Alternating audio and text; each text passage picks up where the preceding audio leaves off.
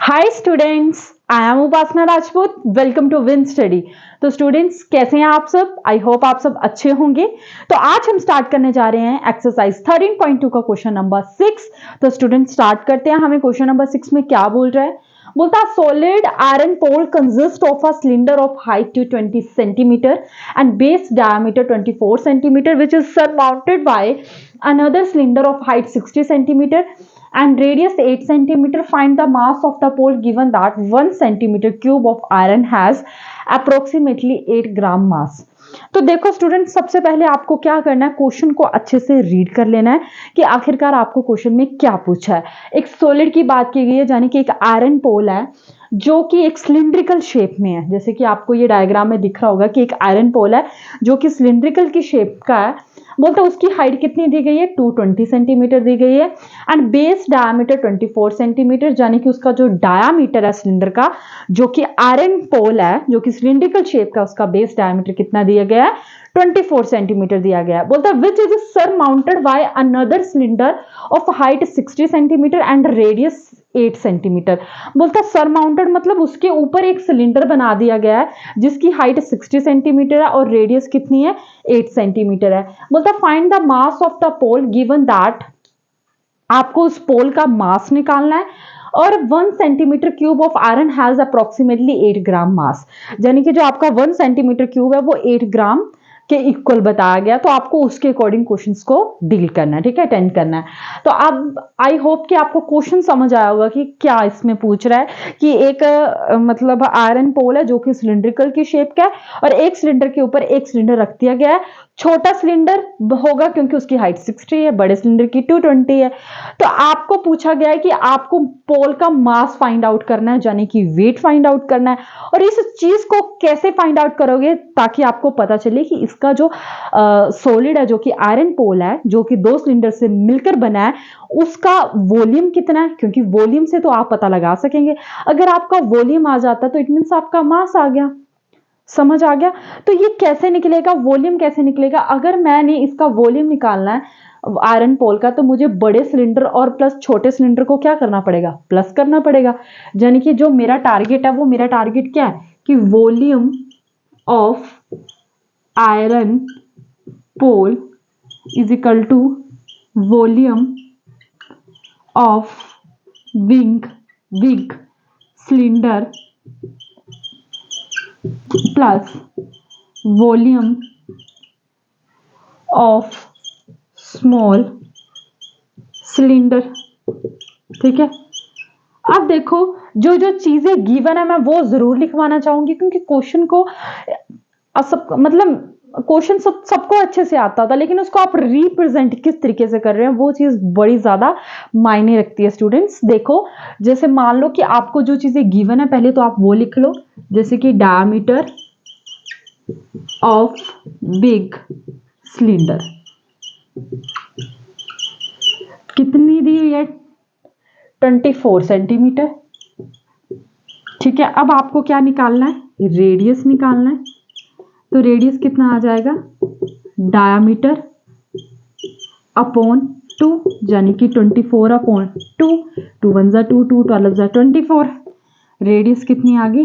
12, और बाकी चीजें सेंटीमीटर में, तो ये सेंटीमीटर में आ गई। समझ आ गया इस तरीके से। उसके बाद हाइट देखो कितनी दी गई है बिग सिलेंडर की। हाइट ऑफ बिग सिलेंडर कितना दिया गया बेटा? 220 सेंटीमीटर। अब देखिए रेडियस देखो, स्मॉल सिलेंडर छोटा सिलेंडर है तो उसकी रेडियस अलग से होगी, और वो आपको बेटे कितनी दी गई है? 8 सेंटीमीटर।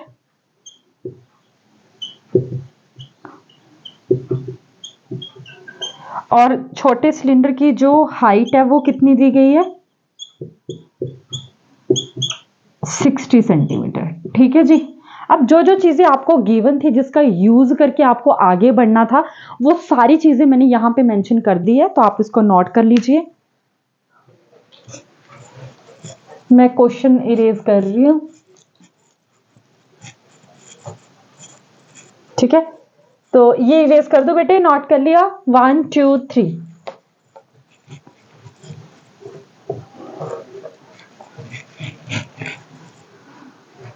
ठीक है, अब आपको क्या निकालना है बेटे, वॉल्यूम निकालना है आयरन पोल का, वॉल्यूम ऑफ आयरन पोल।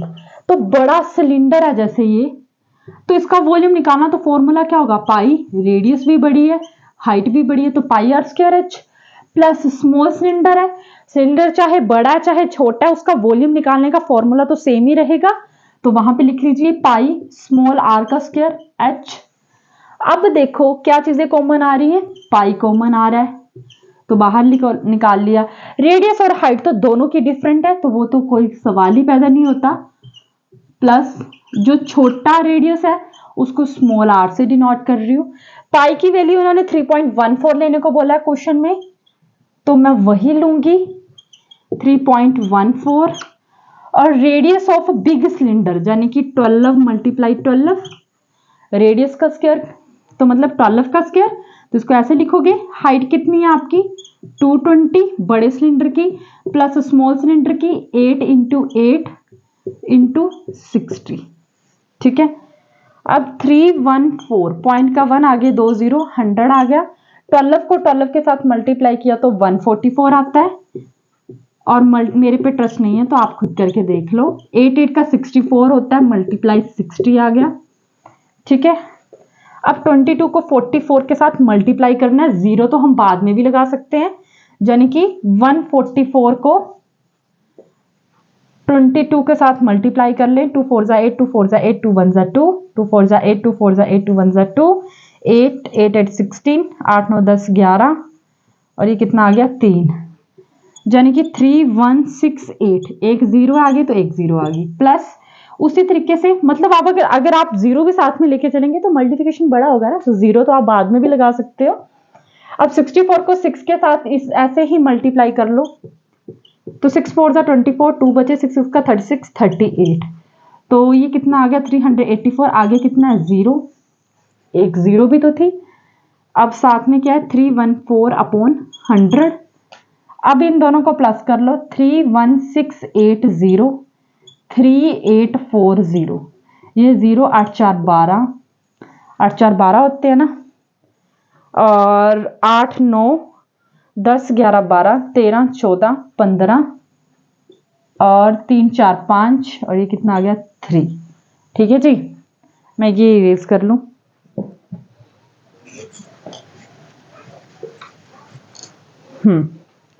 अब देखिए 314 अपॉन 100 मल्टीप्लाई 35520, अब 35552 को 314 के साथ मल्टीप्लाई करना है, 2 4 जा 8, 4 5 जा 20, 2 बचे 4 5 जा 20 22, 2 बचे 4 3 का 12 13 14, 1 2 जा 2, 1 5 जा 5, 1 5 जा 5, 1 3 जा 3, 3 2 का 6, 3 5 का 15, 1 बचे 3 5 का 15 16, 1 बचे 3 3 जा 9 10, फिर H 2 6 5 11 12 13, 5 4 9 10, 5 15, 3 4 5 6 11, और कितना आ चुका है बेटा 5 3 2 8, अपॉन में क्या बेटे 100, और साथ में एक जीरो भी थी तो यहाँ पे जीरो लग जाएगी, ठीक है।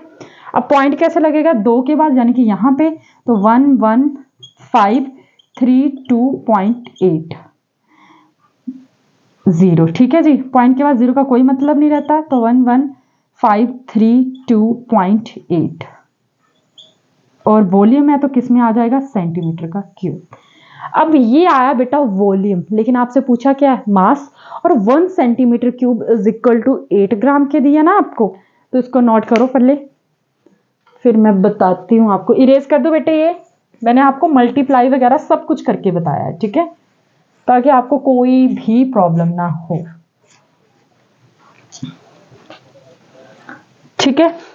तो मास ऑफ पोल कितना आ गया, वॉल्यूम इंटू डेंसिटी, तो वॉल्यूम कितना आया आपका 111,532.8 सेंटीमीटर का क्यूब, और डेंसिटी क्या दी गई है आपको 1 centimetre cube is equal to 8 gram, centimetre cube से सेंटीमीटर क्यूब कैंसल आउट, तो बचा क्या 532.8 मल्टीप्लाई 8, तो करते हैं मल्टीप्लाई 8 8 का 64, 6 बचे, 8 2 का 16, 17 18 19 20 21 22, 8 3 का 20